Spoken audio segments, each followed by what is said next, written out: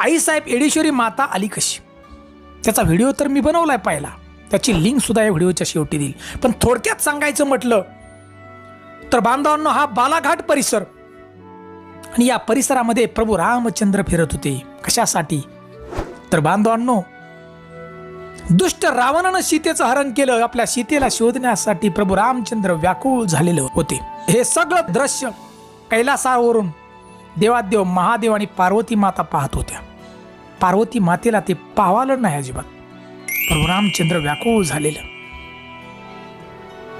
माता पार्वतींनी देवादेव महादेवांना सांगितलं, देवा, मी सीतेचे रूप धारण करून जाते त्या ठिकाणी, बघूया प्रभू रामचंद्र ओळखतात का. आणि त्याच वेळेस बघा, देवादेव महादेवांनी माता पार्वतीला सांगितलं, देवी, प्रभू रामचंद्र भगवान विष्णूचे अवतार आहेत, ते तुला नक्की ओळखतील.